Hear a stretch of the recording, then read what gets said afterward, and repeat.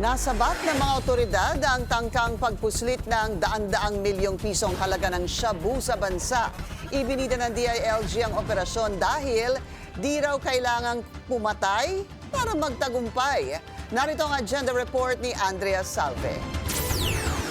Mahigit kumulang 41 kilo ng shabu ang iprinisinta ng Bureau of Customs sa Manila International Container Port ngayong Martes. Nadiskubre ang mga itong nakasiksik sa container van na nakadeklara umano bilang marble na galing pa sa Afghanistan.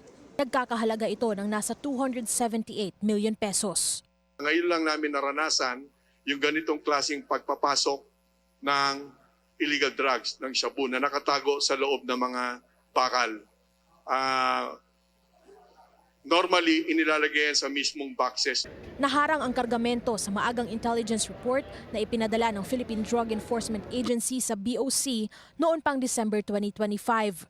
December 31 daw dumating ang shipment at mula noon ay dumaan na sa samut-saring pagsusuri. Dahil lampas na sa 15-day reglementary period at wala pa rin kumukuha, dineklara na itong abandoned.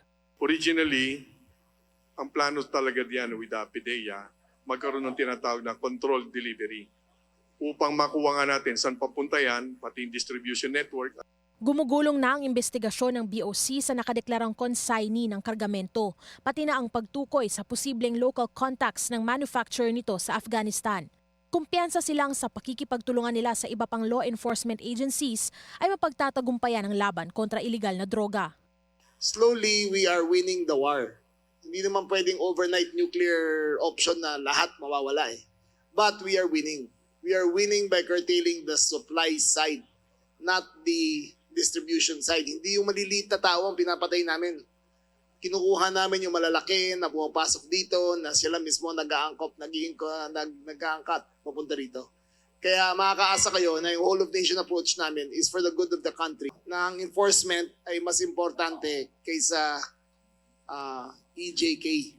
Sa 3 taon pa lang daw na pamumuno ni Pangulong Bongbong Marcos, umabot na sa 95.6 billion pesos na halaga ng iligal na droga ang kanilang nakumpiska sa mas pinalakas na enforcement.